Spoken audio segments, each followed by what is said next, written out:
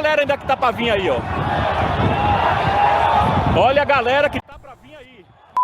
Actos violentos cometidos por personas o grupos a fin de causar miedo y daños materiales a un estado o a una población. Mi nombre es Jessica Moraes y hoy te voy a explicar qué está ocurriendo en Brasil. Hoy 8 de enero, en Brasilia, su capital, grupos extremistas que apoyan al expresidente Jair Bolsonaro invadieron y destruyeron las sedes del Palacio de Planalto, el Congreso y el STF. Pero para entender el porqué debemos ir un poco atrás, recordando que este análisis es imparcial y que solo se limita a los hechos. Durante el mes de octubre del 2022 se realizaron las elecciones más polarizadas desde la redemocratización, después de la dictadura militar de 1985, donde tuvieron que ir a un segundo turno, dando por vencedor al líder del PT, Luis Ignacio Lula da Silva, con 50,9%. Contra su oponente Jair Bolsonaro, quien a su vez perdió con el 49,1%. Recordando que por el líder de izquierda votaron no solo los petistas, sino también un gran número de electores de otros candidatos del primer turno, que se unieron durante el segundo para derrocar al ultraderechista. De este modo, trajeron a un ganador que prometía unir al país y representar no solo a su partido, sino a la vasta diversidad social y política que habita en Brasil, y quien durante los primeros días de su gobierno ha ido colocando estratégicamente, como si de un juego de ajedrez se tratara, a representantes de los diversos partidos aliados durante la campaña del segundo turno, quienes no son precisamente simpatizantes del PT y con quienes existen divergencias en las bases políticas. Como por ejemplo, la ministra de Planeamiento Simone Tebet, quien fue la tercera vía más votada durante el primer turno. El expresidente Jair Bolsonaro, por su parte, no aceptó la derrota. Incluso mucho antes de las elecciones, cuando se le preguntaba sobre tal posibilidad, él se limitaba a decir: no voy a perder.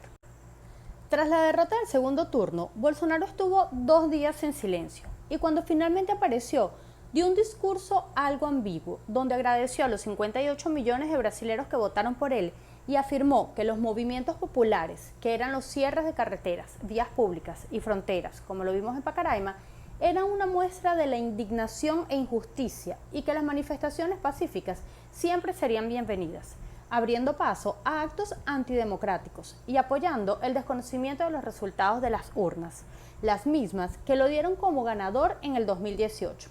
Incluso hasta llegó a alegar fraude, cosa que nunca demostró y que no siguió insistiendo para evitar perder gobernaciones que ganó en su mayoría. Durante los meses de noviembre y diciembre hubo un pase de gobierno, donde también se mantuvo en silencio, incluso en sus redes sociales donde era muy activo.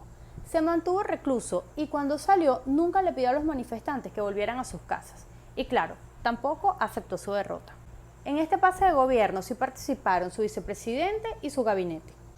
Estos manifestantes que apoyan a Bolsonaro, quienes levantaron campamentos durante al menos 70 días, esperaban esperanzados que el capitán, como le llamaban a su líder, les enviara órdenes y en cada aparición o publicación y hasta en el silencio trataban de encontrar un mensaje codificado, lo cual nunca pasó. Muy por el contrario, Bolsonaro dejó el país 2 días antes de acabar su mandato, no sin antes dejar algunos documentos firmados, como fue la derogación del ingreso de Maduro y su cúpula a Brasil. Muy por el contrario, Bolsonaro dejó el país 2 días antes de acabar su mandato, no sin antes dejar algunos documentos firmados, como fue la derogación del decreto que prohibía el ingreso a Maduro y su cúpula a Brasil. Los bolsonaristas extremos, quienes piden intervención militar y la anulación de las elecciones, planearon reunirse y acampar a partir del día 8 de enero en Brasilia y el día 9 hacer su manifestación, lo cual no sucedió, ya que el mismo domingo irrumpieron en los edificios y destruyeron todo a su paso. Aunque existía una portaría para evitar los actos vandálicos como los del 12 de diciembre, la cual contaría con una custodia del cordón de seguridad que iría desde el terminal de la ciudad hasta la Plaza de los Tres Poderes, nadie hizo mucho para detenerlos. El secretario de Seguridad Pública del Distrito Federal, Anderson Torres, quien se encontraba de vacaciones, fue exonerado de su cargo por el gobernador del DF, Ibanez Rocha, quien también fue apartado por el ministro Moraes. El actual presidente Lula decretó intervención federal en el DF hasta el día 31 de enero. El Congreso aún debe aprobarlo. Además, Lula dijo que todos los participantes serán encontrados y punidos.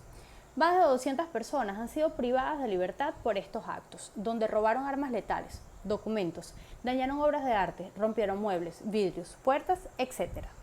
Bolsonaro apareció luego de 6 horas y no condenó los actos.